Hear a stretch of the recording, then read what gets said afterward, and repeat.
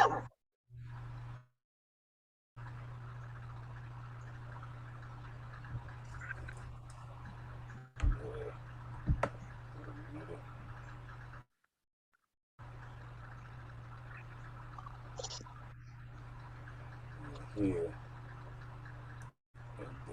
Get back.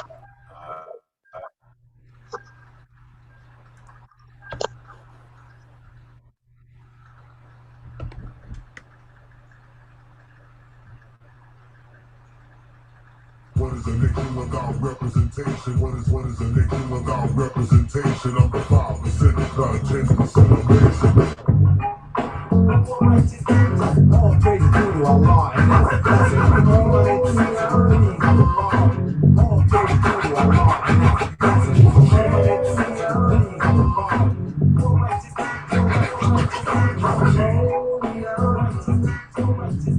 to Allah, all Peace. What's going on, people? What's happening? Welcome to the Real 360 show. Yo, Ja, go ahead and unmute yourself, man. This is the God, KY's Allah, co-host.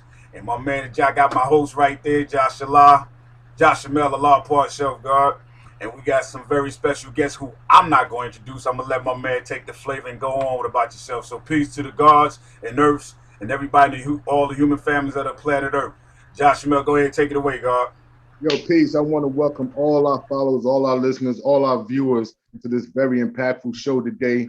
We have two members of a legendary hip-hop group, you know what I'm saying, straight out of Lord's Island, Long Island Sound, bring you that heat, you know what I'm saying, from the leaders of the new school. We have Milo in the dance and Johnny Juice in the building. You know, yes. We want to make sure that, you know what I'm saying, we represent these individuals to the highest form. You know, we want them to show the people and give the people and let the people know that they're still here. They still giving that Long Island sound. They still giving that raw hip hop up. And they're going to be speaking about their journey from the very beginning until and where they at today. So right now, I want to get a chance to introduce yourself. Milo, you know, if you don't mind, you start first and give them a little bit of your history. Peace, God. How's everything, man? Everything is great, God. How you? What it do, man? Thank you for the opportunity, Lord. I'm Milo in the dance, also known as Cut Milo the Milo, from Leaders of the New School. Yes, sir. Long Island, New York. Here with my brother Johnny Juice. Very impactful situation about to go down, bro. Yo, man, it's definitely exciting to have y'all. You know, Johnny Juice got major history. Right, we're talking about he got major history. You know what I'm saying? Dealing with PE, you know what I'm saying? Of course, working with Bomb Squad and things of that nature. Not just, you know what I'm saying, leaders of the new school. So that's right. It is an honor and a pleasure to have Johnny Juice on our show today. So Johnny Juice, could you please introduce yourself and let them know a little bit about you? Peace, God. My name is Johnny Juice, originally from the Bronx, transplanted to Strong Island in the 80s, hooked up with my legendary younger brother Busta Rhymes when he was a b-boy, trying to be part of my b-boy crew. Actually, he was still in elementary school. Him and his little brother Shakim. So peace to Shakim. So they begged me to be part of my b-boy crew. So I ended up putting them down, and eventually the b-boy crew turned into an MC crew, and I ended up hooking up with C Boogie Brown, Charlie Brown, who was the brother of my DJ partner Hig. So shout out to DJ Hig. Yeah, and, big Hig. So we formed the crew initially. It was me, Hig, and me, Brown, and Bus. Brown was KPMC. Busta Rhymes was Chillowski. Yes, sir. That was the original crew, actually. And at that time, I was Cool Ski. We all had a ski back in the days, bro. I was always Johnny Juice, though. That never changed. So we kept on doing our thing until eventually Chuck and those cats were looking for MCs and DJs to put on. They were still called Spectrum City at the time.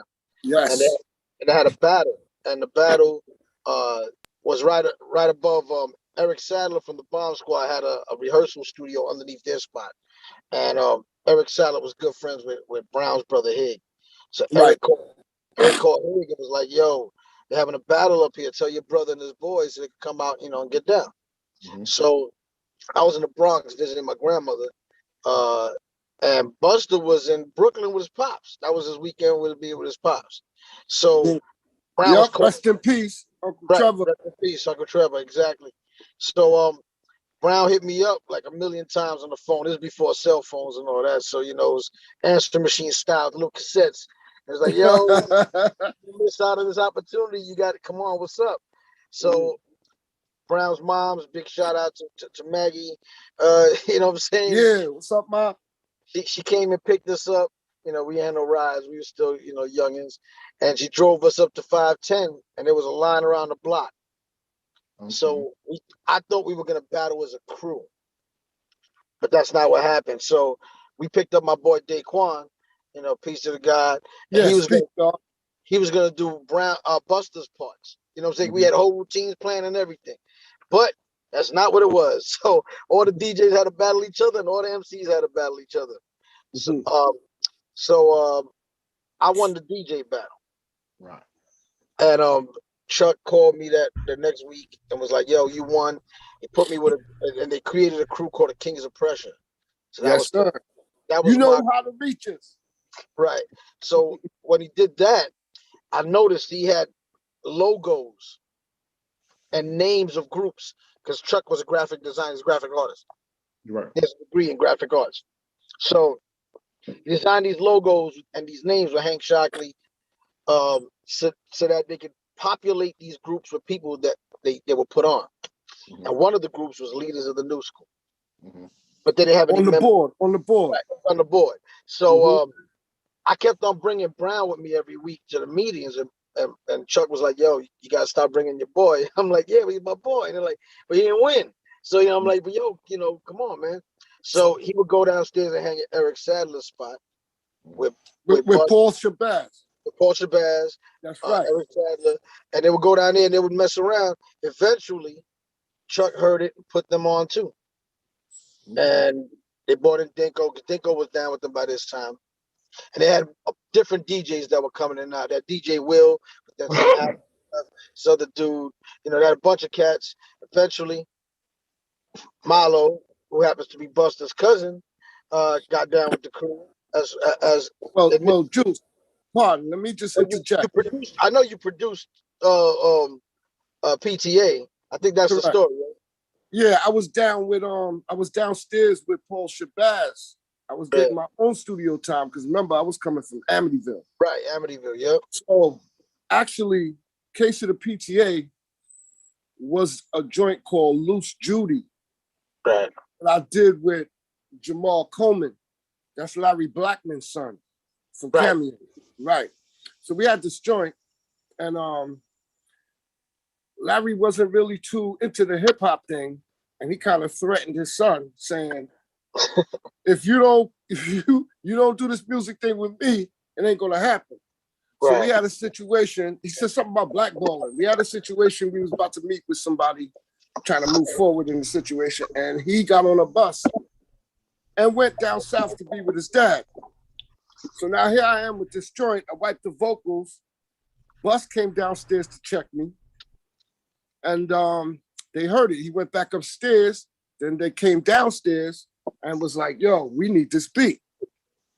So that's how my introduction to Leaders of the New School was, because I was in the same building, but I was downstairs. I wasn't upstairs with Chuck and the Bomb Squad and all of that. That came after.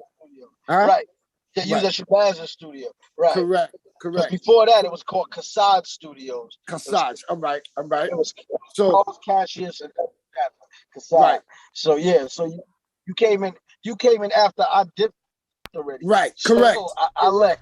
I knew who it was because I knew Bus. I knew the family. Right. It was all good. But the way that played out, it played out perfectly because you and Bus are cousins. Correct. You started out as a DJ for them, but to be honest with you, you were signed as an artist. So you decided That's exactly what happened. That's why I did it that way. Correct. Yeah. And So and the world is a better place because of it, because your vocals is heat, man. so thank you very much, sir. Word. Yeah, definitely, So definitely. you know, we made the PTA situation happen. And Right. where was we performing again, Juice? On Uniondale Avenue. I think it was like a church. What was the name of that? It was a talent show over there. Yeah, it's I forget the name of it because it's not called that anymore. It was a church. Right. Okay. So we performed, and how I understand it, some business cards was left around for Dante Ross, and Yep. somebody got in The contact. Scrub. Yeah, the Scrub. Somebody got in contact with Brown and informed him of the interest, and we went to meet. We had a couple songs. We did the PTA thing. Came back. You know, they liked what they heard, and we moved forward. We moved forward into a deal in 1989. Yeah. So Now, hold on one second, Milo. Hold on one second, Milo. When it came to the name of Leaders, it's always been rumored that it was a battle for that name. Yes, sir. Yes, sir. It was always I was talking. that it was a I was battle. talking to your partner about that before we started. So there was a list that I made reference to when Juice was speaking, and it had a bunch of names on the clipboard. It was Son of Berserk, Leaders of the New School, Young Black Teenagers. Now, they weren't Young Black Teenagers yet. It was the Terminal Illness Crew. Terminal. Okay. It was Terminal Illness Crew. They were supposed to be the first white rap group. This is before the Beastie Boys. Right. Okay. To be honest with you, I mean, I can't verify this, but Chuck and them guys, they were signed in '86 to Def Jam, so it's quite possible Chuck and Hank, because Hank was real good at talking. That's pretty much his only talent. So he's probably running his mouth about all these groups he had, because he got people. Listen, he got groups signed with no memos, no nothing, man. Like really. So I don't know if this is true. I'm pretty sure he ran up in Def Jam talking about how he got this white boy crew, Terminal Illness Crew, which didn't exist at the time, but he would say it. And I'm pretty sure that Rick and them dudes were like, yo, we should make a white boy crew. I'm not saying that's what happened. It's possible. But it's logical. Yeah, I ended up doing some scratching on some of the Beastie Boys stuff, so I ain't hating on. I think they're extremely talented. But and Rick was dope. I worked with Rick, you know what I'm saying? So early Rick, you know what I mean? But Hank's thing was running up in the labels, basically just telling them all this great stuff that was happening that didn't actually happen yet. But he would convince you that it did, so that you would sign him. Basically, he was faking it till he made it. So he born that into existence. Yep. So the groups, Terminal Illness Crew ended up going away, and it became later Young Black Teenagers. Right. There was a Son of Berserk and the Hell Raiders. They ended up becoming Son of Berserk and No Self Control. There was the Kings of Pressure, it was Leaders of the New School. And Leaders of the New School logo looked like Raiders of the Lost Ark. That was fun. So they ended up changing that, obviously, when Brown and the guys dipped out of Hank's camp and did their own thing. So there was a lot of changes. There was other groups too. There was True Mathematics and Invisible Empire became True Mathematics. There was Robert S. from Detroit who became Hellraiser. And Hank and them also had a management company called Rhythm Method Enterprises. And they ended up managing Joeski Love, the Jungle Brothers, Red Alert. They had mad people under their management. So they all got screwed, but that's another story. So in any case, that whole situation, they were trying to build an empire because, in all honesty, Public Enemy only had a 2-year plan. They had no plan on making records after 2 years. Right. Chuck and those guys were interested in strictly radio because they were doing college radio at Adelphi. Right. Dr. Dre in the operating room and those cats. So the point is, get our radio thing popping. We'll do this record thing for a minute, but really only to establish other groups, manage them, blow them up, and then feature them on our radio shows. Dr. Dre was part of it with the operating room. Dre became Original Concept with his people. Right. Def Jam. So then it became, they were doing MTV Raps about to. It wasn't out yet. So Chuck was like, y'all guys got TV. We manage the artists that do radio. We do the radio. They were going to take over media. Okay. But then a funny thing happened. Public Enemy blew up.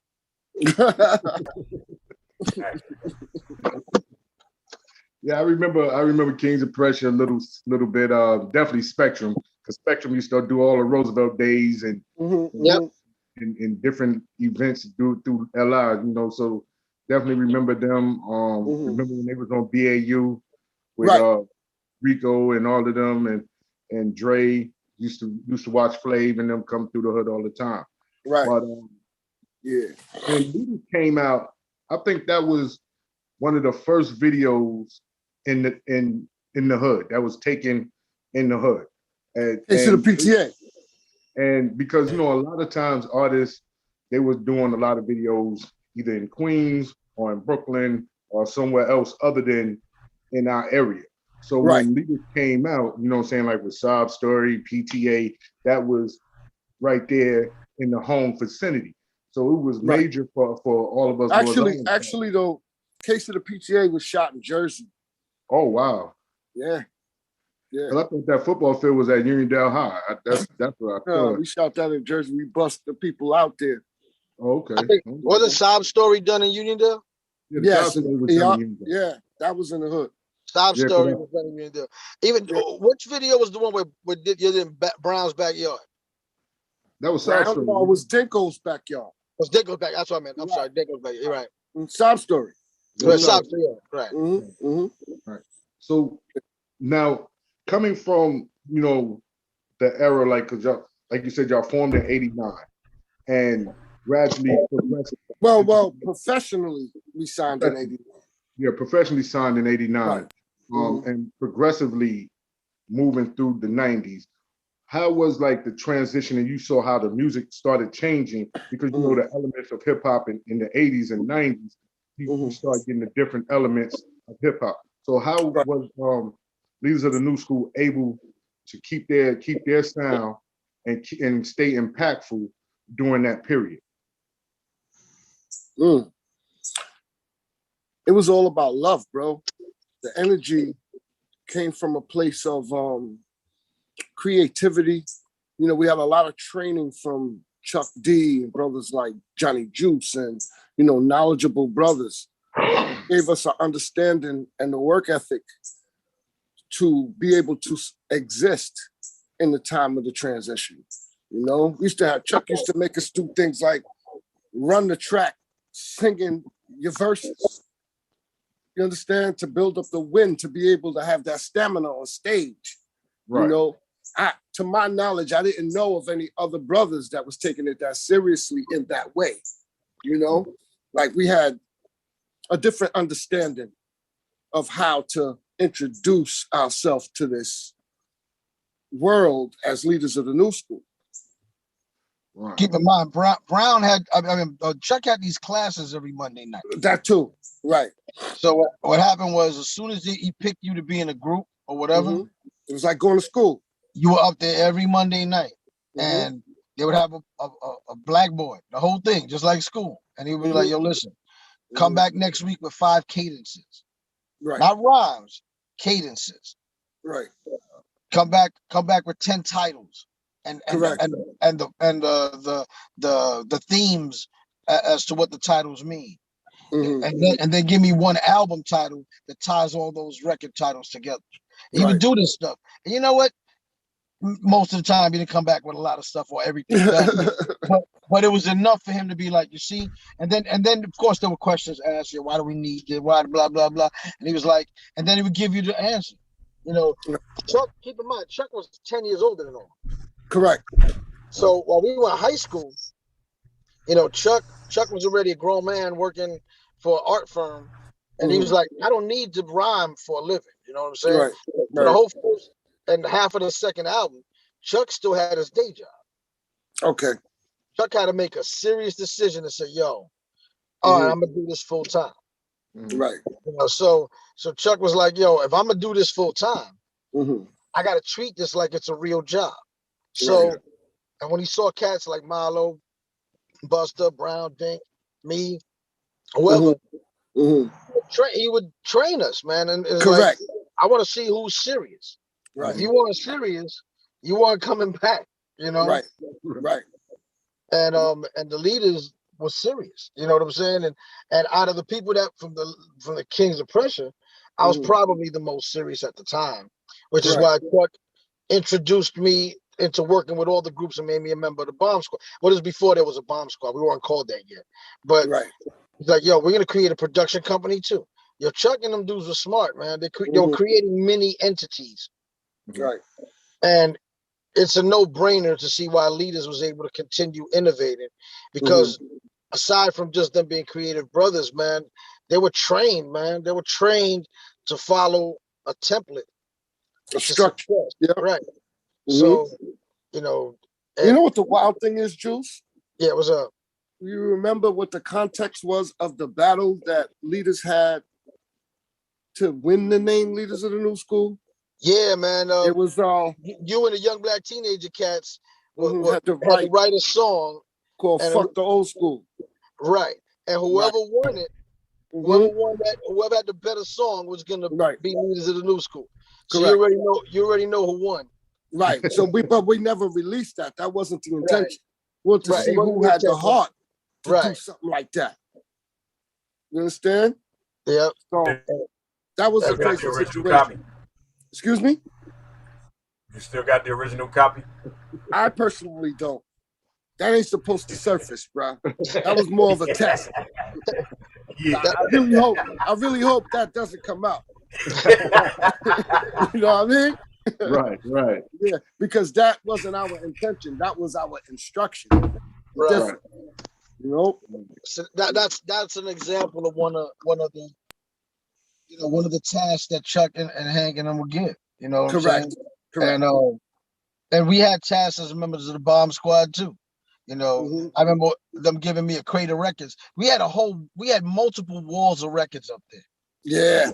And my man EJ, the DJ, would share space with Chuck and them. And he had his own wall of records that we'd raid. You know, I joke with EJ. I'm like, yo, we put the records back, bro.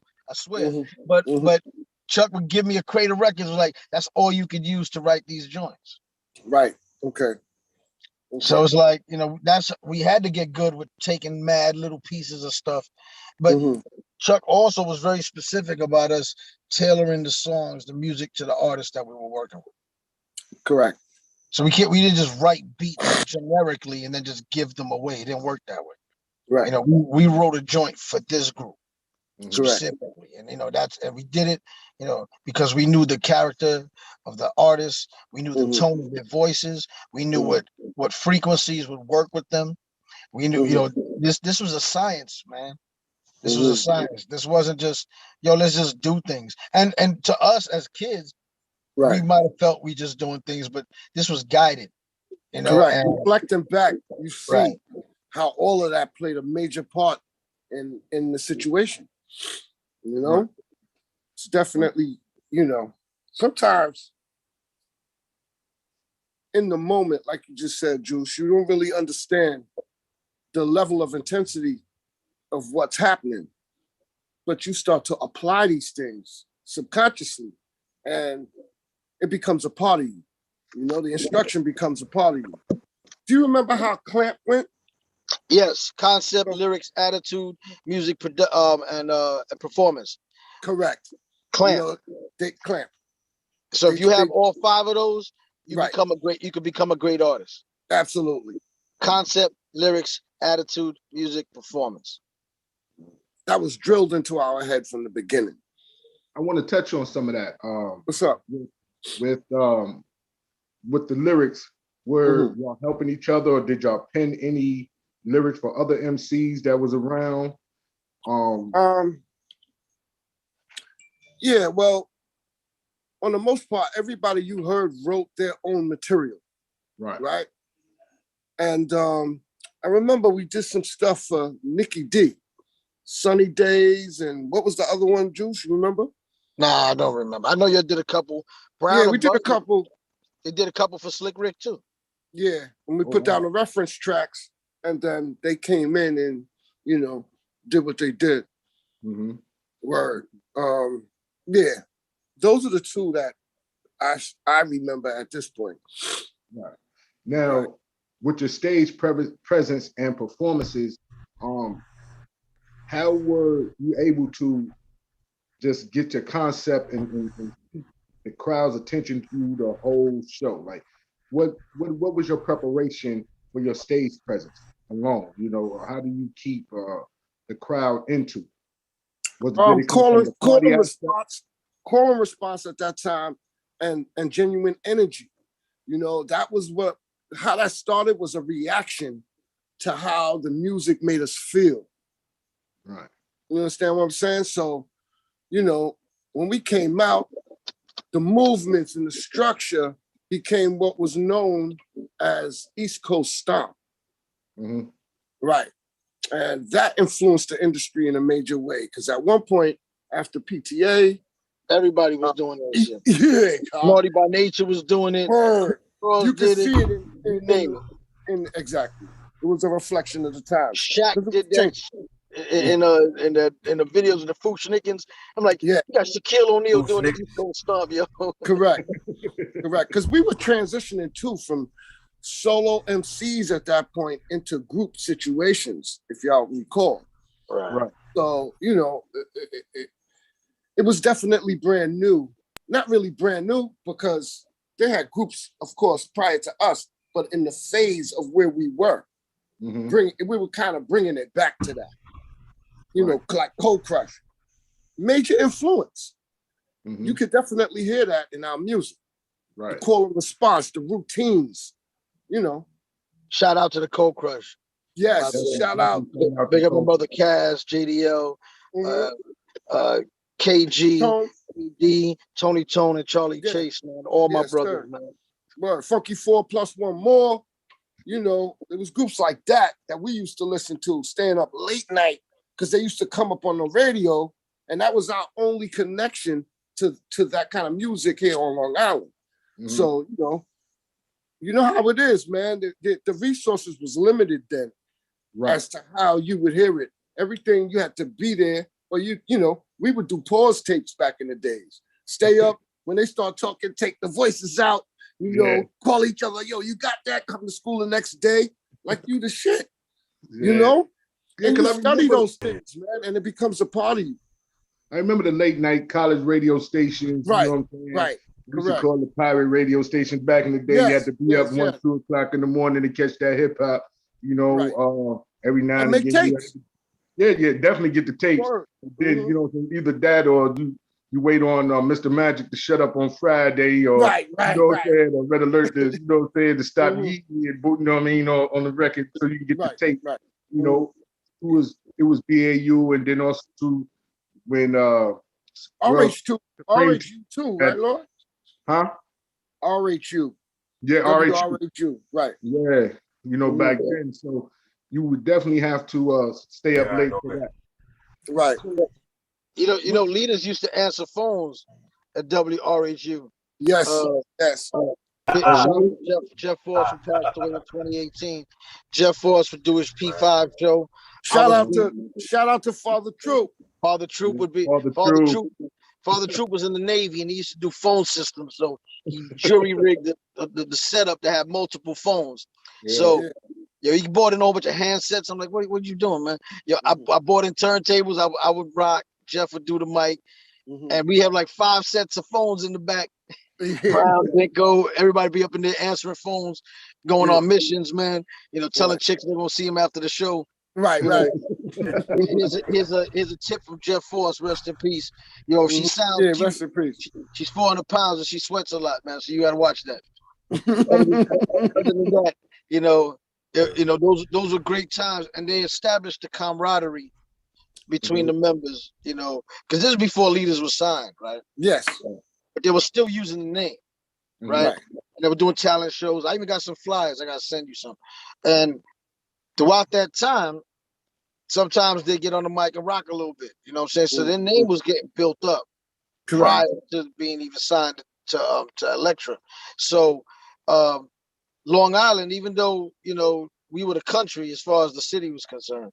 And I know, I go back home to the Bronx and they're like, you went back out to the country this week? I'm like, dude, half an hour away, man. It's not that far, B. You know, but the thing is, because of that, I think Long Island cats had a chip on their shoulder.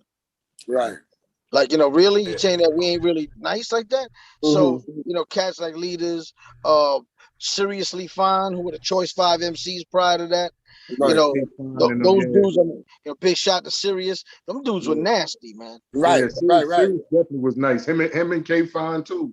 K Fine. Big shout out to them, man. So that was the Choice 5 MCs, right? Yeah, Woody Rock or Woody D. Right. He became Woody Rock when he signed with Uptown. So these dudes, they were nice. They could not only hang with the city cats, but they toast some of them.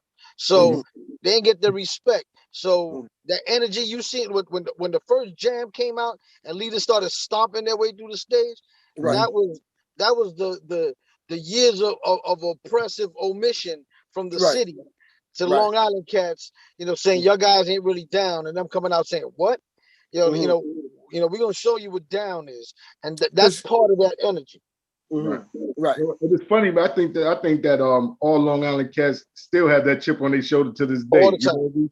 To this day, where it comes down to cats in the boroughs, throw their nose up to us or what have you. We always gotta, keep it on our back and keep it on our shoulder. Nothing against them brothers from the boroughs, but when you look at some of the greatest MCs in the hip hop game, you got to go to Long Island. You got the guard Rakim, you got Leaders, yes, sir. You got EPMD, you got Public Enemy. Long Island permanently influenced everything. Long Island in the late 80s, early 90s literally changed everything. Yeah. Everything. Rakim, EPMD, De La Soul. Which by the way, is probably the most underrated. I was just getting ready to ask that question. I went to school with those around brothers. that same time frame with De La Soul. Was that what would you say, Milo, was y'all biggest competition as far as on the Long Island scene? Which group coming up around the same time when y'all was out? Would you say was your most biggest competition? Well, at that time, we was more focusing on developing what you now know as Leaders of the New School. And, I didn't really look at it as me against you.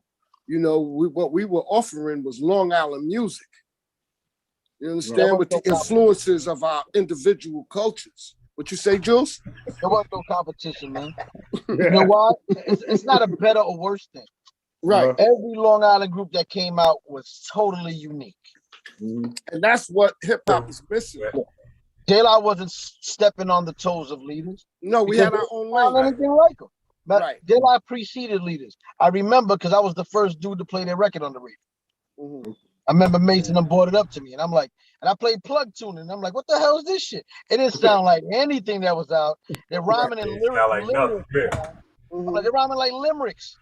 I'm like, yo, it didn't even make any sense. I'm like, nobody sounds like this. And I knew Prince Paul from Stet.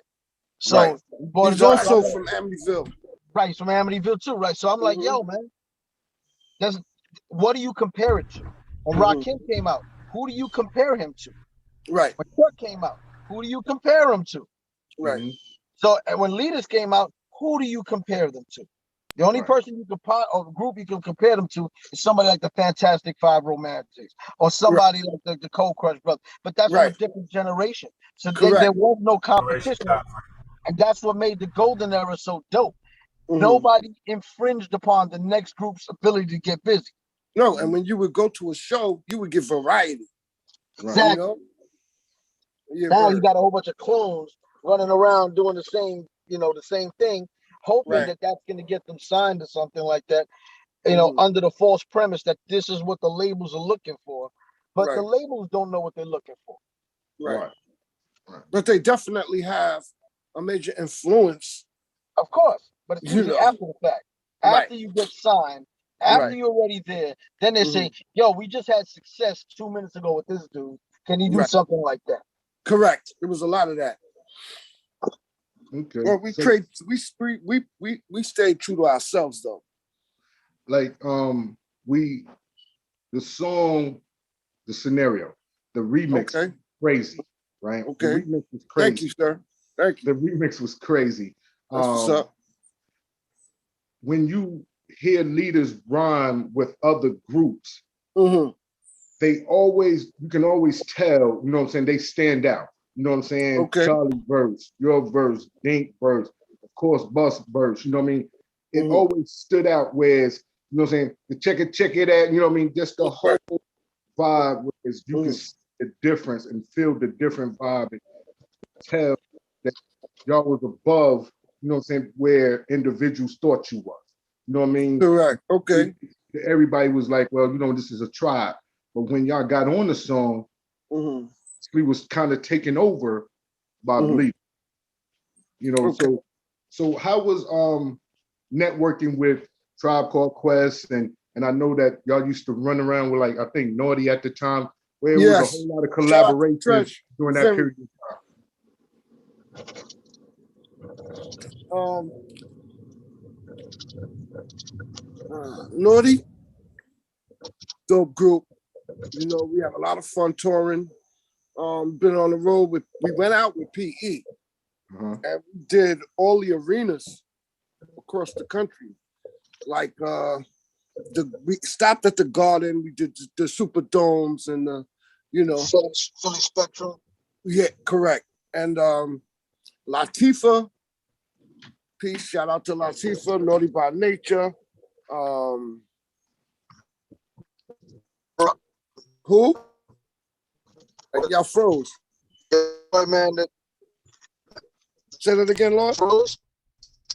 Yo, your boy, man, Apache, man, rest in peace. Yeah, I was getting to that, but I thought you were saying something. Also Apache, which I don't know if you guys remember Collyweed, but that's like my brother. And he appeared on our album. We did a song with Apache called Hey Girl, which was on the other side. It was like a double single of Gangsta Bitch. Yep. Yeah. Yep. And that was, you know, that was an experience. If you didn't see that video, go check it. It's called Hey Girl. Hey Girl, yep. Yep, Hey Girl. Definitely dope, man. You know, just to be connected with the Jersey brothers, that was a whole different vibe within itself. You know, every area has their own energy, you know? So, you know, when you start blending and mixing, what happens is the networking brings out different vibes. Like the energy that we were doing on Long Island was very different when I went and did the joint with Apache, being in the studio with him. You know, it was definitely a dope situation. You know, Nikki D, Lady of Rage. You know, they was around when we were working out of where? Chungking. Right? And you know, we used to just try to influence each other to be great. You know, it wasn't really like, you know, I'm scheming on you, but it was more of an encouraging situation. And then being a part of the native tongue, that's how the Scenario situation even came by. Actually, Scenario had a lot more people in the beginning. So I got the tape. You got it?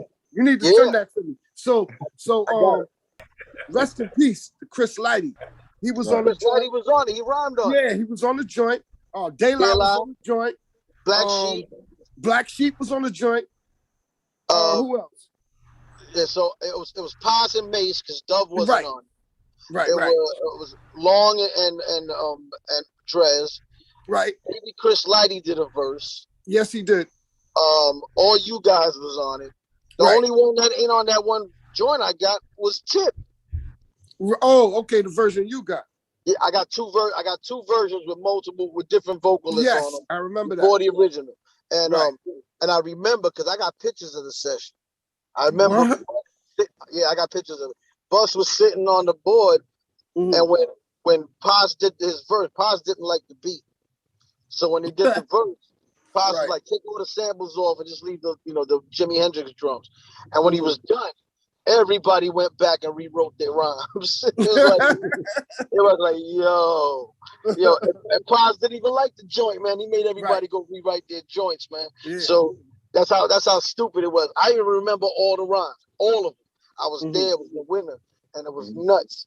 And Jerobi was there too. Jerobi was on. Yes, he was. Shout out to Jerobi. Geronimo was there too, but he didn't rhyme. Right. And my boy Rivo, who passed away, he was there too. Geronimo was a dancer for Leaders of the New School, And and he was also was in a group called Rumpeltilskins. Yeah. L.O.N.S.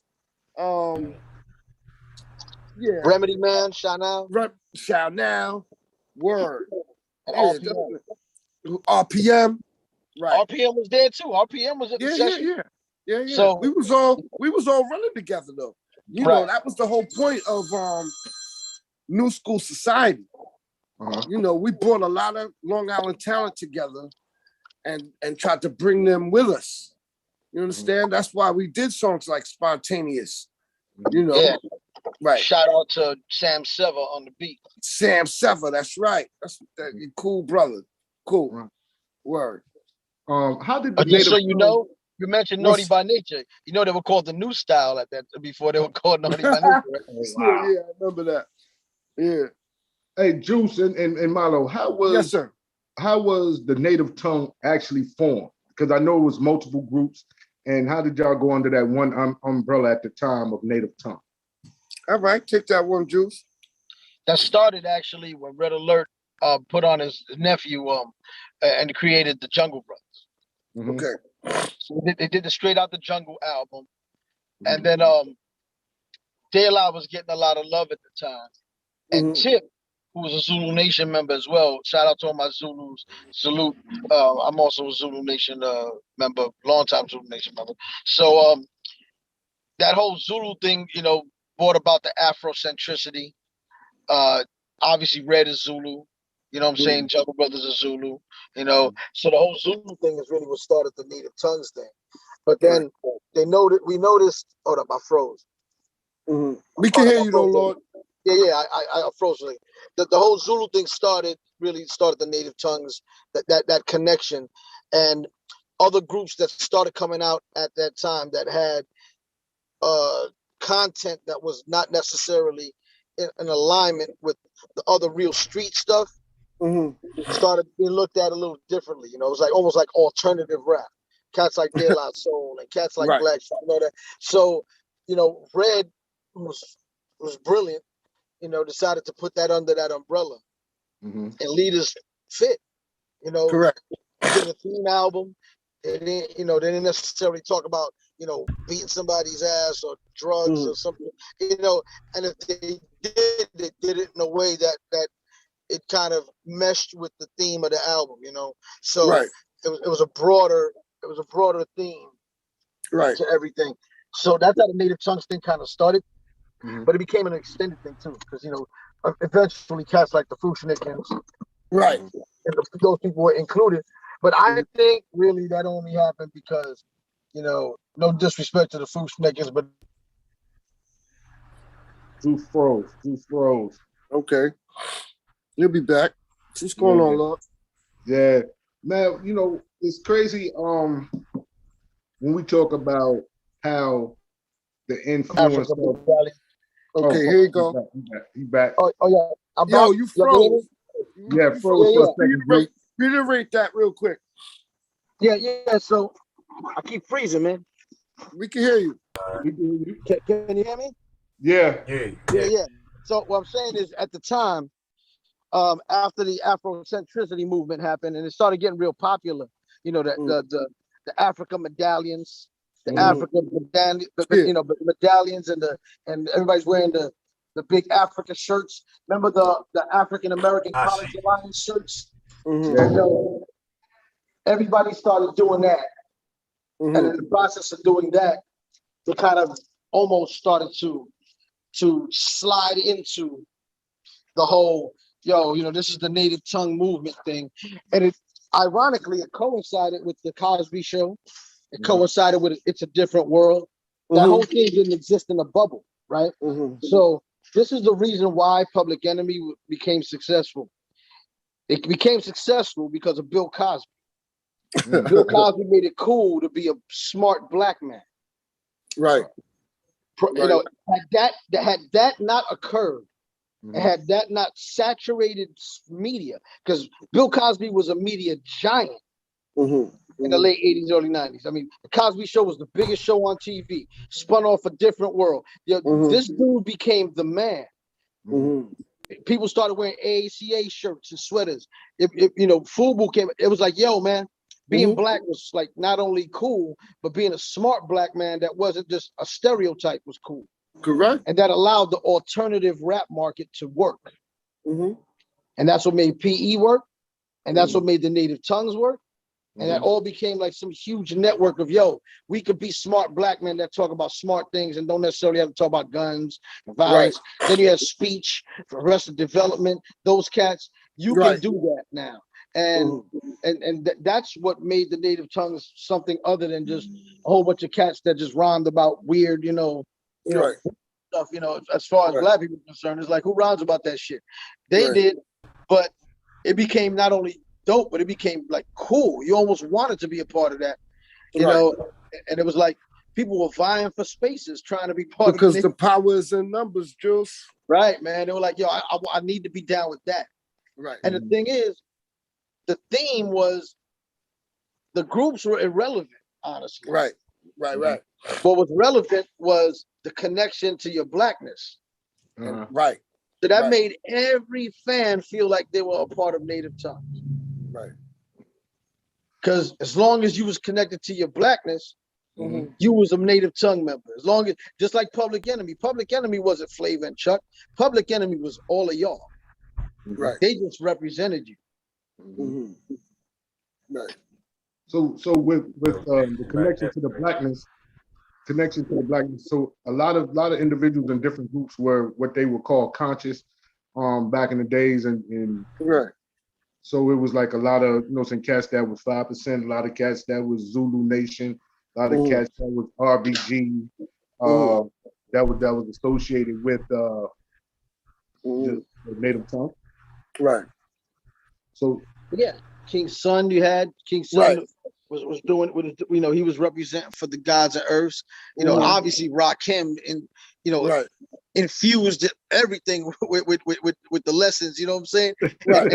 And that was dope, because how many people walk around and say peace now because of that? Right. Ain't nobody was saying that, really. I mean, you know what I'm saying? Rakim made everybody, like, you know, made people familiar with the nation of gods and earths in a way that would have never been done. Right. He didn't do that. Right. Because he didn't just split it as a lesson. He actually spit you lessons, man. Like if you was a lay person and didn't have to know anything. When you were done, you understood. Because you know, mathematics is universal, man, and he was able to, like, you know, transpose that across, you know, multiple, you know, genres and multiple types of people, man. Right. And that's one thing that I loved about the music of that era, of our era, is that it gave you some content. It made you think. When you was on the mic, it made you feel better about yourself. Right. And it was empowering. When you heard an MC on the mic, he gave you thought-provoking lyrics like, yo, did you hear them bars? Did you hear this? Or whatever the case may be at that point. But how do you see the lyrics today and the content of everybody sounding the same today when you come from an era of originality? How do you see that when in the business have all became like one individual from everyone just being an individual on their own? Well, my perspective on the situation was going back to Juice and you speaking on how the lessons influenced hip hop and how it made you have a certain level of pride being Black that we were stripped of many years. And I'll just make reference to, without getting too political, but you know, when things happened during that time where there was a lot of conscious music, you know, people of color would react to certain things, wouldn't stand for it because we had pride for ourselves, right? When the transition of music happened and the influence of, you know, the word nigga and, you know, promoting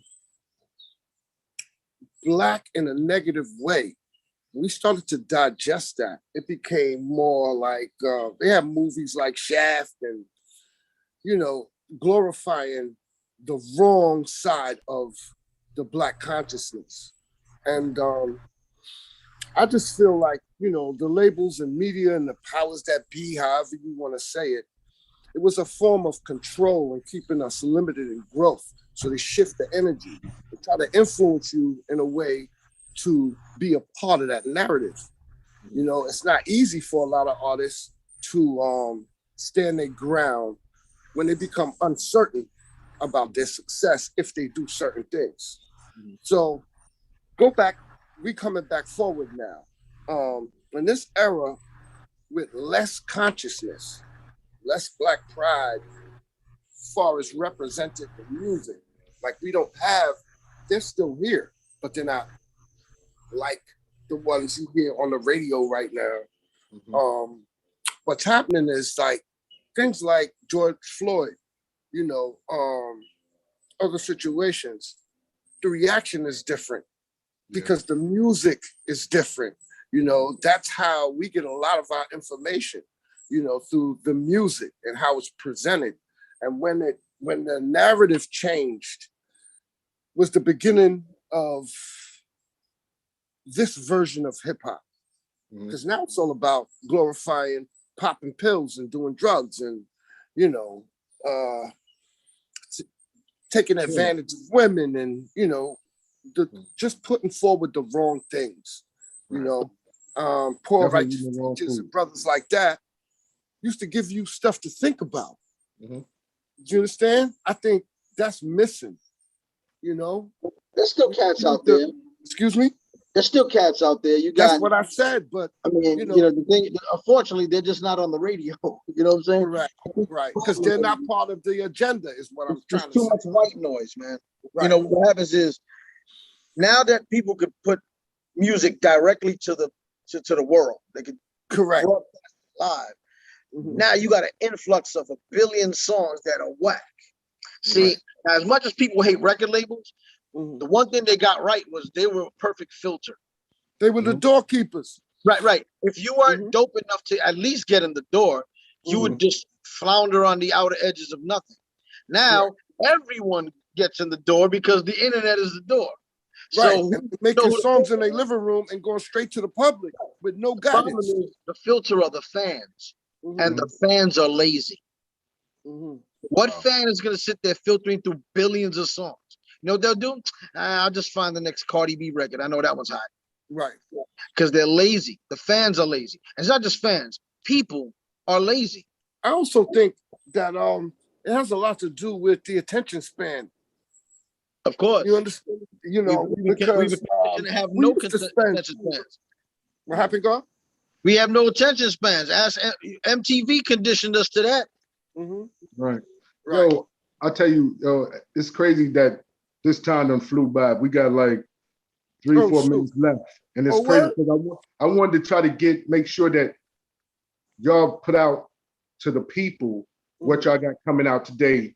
Juice, what you got popping today? Johnny Juice, what you got popping today? So people can definitely check it out from you, yourself, and Milo, what you got popping today so they can check it out. I'm gonna do mine first so you can remember Milo's more. I just did an album with the legendary group Mandrill. That'll be released soon. I got my own album called "You Must Be Just Don't Know Who I Is" by my group The Odyssey. The Odyssey, shout outs. Right, Milo's gonna lay a vocal actually to one of the joints soon. But Brown and Dinko are also on the album, as well as my boy Cool Kim from the UMCs. I'm working with DMC from Run DMC. Chuck D's on the album. Chuck D's on the album too. I did it, and DMC. DMC too. I have a rock band with DMC right now that I'm producing, as well as I'm a member of. We call Resident Alien. The band is stupid. It's stupid. I'm also doing. Shout out to Double B. Yeah. So, and I'm also scoring 2 movies. Okay. Oh wow. Good. All right. So, tell them what you're doing, Milo, because your stuff is more exciting. Well, as far as musically, I'm currently gonna work with Johnny Juice, and the God Laquan. Yeah, peace to my brother Bill Laquan. Biggs, you know what I mean? That's my brother. And Yeah. you know, we're gonna I got a lot of music, man. You know, I just gotta put it together and formulate what I'm trying to do. Put it forward in the best light that it could be. You know, and currently I'm gonna work on new music with my brother right here, and just kind of give the people what they want. You know, it's been a while since people heard anything from me. That doesn't mean I'm not working. You know, sometimes life gets in the way and you got to make choices. So, you know, I have a passion and love for the music. That's a part of me. But I also deal in reality, you know. So that's coming. My brother, Laquan, he's got Home of the Beat Battles. It's called BillBiggsBeatBattles.com. Yeah. And basically what that is, you know, is that we're grooming young producers and showing them a way out, you know, getting a lot of them back in school, you know, taking their craft seriously. And, you know, trying to give back, man. You know, so we're dealing with that. You know, open a new thing. And we're gonna move forward. I also got the Leaders of the New School shirts. I got Thornhawk Camp. You understand? That's the situation. So this is about and it says Thornhawk Camp on the bottom. So you know, you'll get familiar with that name because it's coming. I got some features. I did a joint with Brown on there.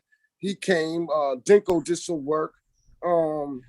Nat Nathanson is actually my wife's cousin, and you know, he's nice. He's on it. You know, we putting it together, man. So where can they get your merch? Where can they get your music? What platforms could they? Well, I'm currently in the process of developing a website. So as soon as that is done, I will definitely get that out there. But right now, you can hit me on Facebook at Milo Dapper. Same thing at Instagram, Milo Dapper. You know, so hit me up if you're interested in any of the shirts, you know, and I'll get it to you. Okay, definitely. Juice, you got any merch, anything that you want to get out to the people, and links that they can get for the music? Now, you can go to the odyssey.com, the Odyssey, which is ODDYSY.com. We got shirts, we got vinyl of our single, the Video of the Year award winning Bang Bang with the Odyssey featuring Chuck D. We won Video of the Award and Best Alternative Video for that last summer. So that's on there, limited edition vinyl. That's the red joints, right? Red joints, yeah. Right, so right. I have more stuff on there as we speak. I'm also developing a lot of things like USB flash drives and a lot of tech stuff. As I'm an engineer, so you know, theodyssey.com. Go there, check it out, and you know, that's all I got. All right. Yo, I want to shout out, you know what I'm saying, I5 Design, you know what I'm saying, for being a supporter of our show. Also, want to shout out my brother Laquan, since you definitely put my man on. Yes. That's my brother. Grew up with me and Laquan and Sandbox babies. You know what I'm saying? He's peanut butter and jelly with sand in them, and you know, and I want to thank y'all for coming on Real to Real 360. It was definitely informative. You know what I'm saying? Definitely impactful. Hopefully we can get y'all to come back, you know, once y'all music and everything stops, so we can definitely promote it. When you get something, make sure that, you know what I'm saying, you shoot it to KY so he can put it on his show that he has during the week. Right. Because during I the week, also shoot it to you as well, brother. Indeed, definitely shoot it to me. You know, because KK got the drive home, you know what I'm saying, when Cass is getting off work, they listen to the mighty KY. So, you know what I mean? So all music, any way that we could support you right here on Real to Real 360, we definitely want to do so. Right now, I want to hand it over to my co-host KYs, and I want to thank y'all from the bottom of my heart for coming on the show. And I'm glad that I got a chance to really sit down and build with y'all. Peace. Peace, God. Peace. Peace. It was truly a blessing moment and very insightful in life. I just got one last comment before I say something. I always thought Now, Milo, I'm looking at how you got your name on here. Mhm. Milo in the dance. I could have sworn I was growing up. All I hear was Milo and the dance. That's No, all I thought it was. Milo and the yeah, dance. in the dance because of the West Indian influence. You know, I'm first generation in this country, so it's like patois influence. So it's in the dance. You know what I mean? Like I'm here. You know, right? Gotcha. Yeah. All right, well, listen. On behalf of Livation Radio Network and Wise Man Productions, man, I just want to say peace and blessings to the gods. Thank y'all for coming. Johnny Juice, man, keep doing what you're doing, my brother. You know, there's a lot of people that's in the scene that's not in the scene doing the things. You know what I'm saying? Making things work. And it's good to always have positive brothers in that and giving that guidance because all the influence and the knowledge that you have, man, you training those to come up so that way they continue the influence of what you've been doing from what you was taught. And it's always the same as each one teach one in their life in a positive aspect. But on that, this is the Real to Real 360. I am DJ KY Zala. And we are out. Maintain, y'all. Peace. All praise due to Allah, and that's the blessing.